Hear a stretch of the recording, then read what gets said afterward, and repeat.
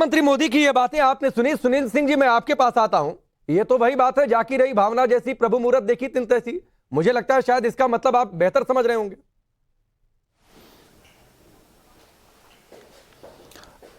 राकेश जी, क्योंकि प्रधानमंत्री जी को हम सब लोगों ने सुना। प्रधानमंत्री जी की ये खूबसूरती तो है ही है कि कोई भी बात अनोखे ढंग से रख करके लोगों को समझा देते हैं। और लगातार देखिए, भारतीय जनता पार्टी की खूबसूरत बात, मैं पहले कुछ तारीफ कर दूं, फिर विपक्ष के नाते सवाल जो मन में है मैं करूंगा। भारतीय जनता पार्टी की दो चीजों के लिए मैं बिल्कुल मुरीद हूं उनका। एक तो पिछले 9 सालों से बिना देश में किसी भी निर्माण के, ये तो जरूर वो उनको प्रोटेक्ट करने की कोशिश कर रहे हैं, बट मैं समझता हूं, मतलब उसका कारण भी है।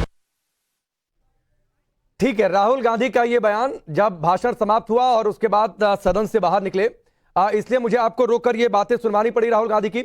अब सुनील जी अपनी बात पूरी करिए। जी, मैंने कहा से 9 साल से राष्ट्र निर्माण कर रहे हैं और माननीय प्रधानमंत्री जी ने सब पर बात की। महंगाई पर भी बोले, लेकिन 4 से 14 बोले, 14 से अब तक नहीं बोले। बेरोजगारी पर भी बोले, 4 से 14 बोले। जब से खुद आए हैं तब की बेरोजगारी पर नहीं बोले। हम कह रहे हैं, अभी मैं भारतीय जनता पार्टी के प्रवक्ता को सुन रहा था, वो पक्ष रख रहे हैं, उनका घोषणा पत्र देखिए। यह सच है कि किसी भी पार्टी का घोषणा पत्र एक दस्तावेज होता है। आप 2014 का अपना घोषणा पत्र देश के सामने रखिए, मत रखिए देश के सामने, अपने सामने रखिए। ठीक, 2000 का 19 का घोषणा पत्र सुनील जी जल्दी सर अपनी बात पूरी करिएगा, क्योंकि सबकी एक टिप्पणी ले लूं। ऑलरेडी इस समय सर बहुत ज्यादा गुजर चुका है। 20 सेकंड में अपनी बात पूरी। हमारी बात हो गई, ठीक है, हमारी बात हो गई कि नहीं, हम केवल ये कह सकते हैं, जो प्रधानमंत्री जी लाल किले से झूठ बोल सकते हो, संसद भवन से देश को गुमराह करने वाले भाषण दे सकते हो। लोकतंत्र में क्या होता है, विपक्ष सवाल खड़ा करता है। अगर कल विपक्ष ने जितने सवाल पूछे उसमें नहीं तो विपक्ष उसका कोई एविडेंस भी रख देता ना सुनील जी, नहीं दिया, विपक्ष उसका कुछ एविडेंस भी रख देता ना। गैर जरूरी बातें या बातें आप कहिए बिना एविडेंस के। संगीत रागी बात है, संगीत रागी बिना एविडेंस के बातें रखिए, और उसके बाद कह रहे हैं कि विपक्ष की बातों का जवाब नहीं दिया। संगीत रागी, देखिए प्रधानमंत्री, आपने सही कहा, यदि कोई ठोस मुद्दे लेकर के आते तो प्रधानमंत्री का जवाब देना वाजिब बनता था। लेकिन राहुल गांधी की लफ्फेबाजी और विपक्ष की नारेबाजी का जवाब देना प्रधानमंत्री के लिए कतिपय आवश्यक नहीं था।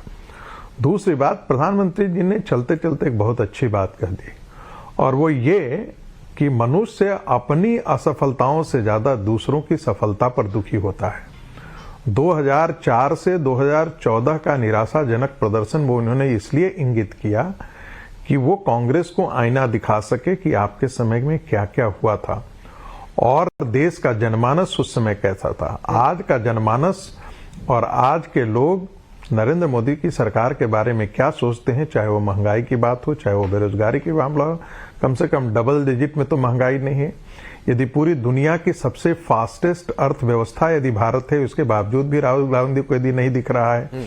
यदि 9वीं से 5वीं दुनिया की सबसे बड़ी अर्थव्यवस्था बन जाती है, ये राहुल गांधी को नहीं दिख रहा है। 108 यूनिकॉर्न भारत के अंदर स्टार्टअप पे खड़े हो जाते हैं, ये राहुल गांधी को नहीं दिख रहा है। दुनिया में सबसे ज्यादा रेलवे के तेज रफ्तार से इंफ्रास्ट्रक्चर खड़े हो रहे हैं, रोड इंफ्रास्ट्रक्चर खड़े हो रहे हैं, ये सब राहुल गांधी को नहीं दिख रहा है।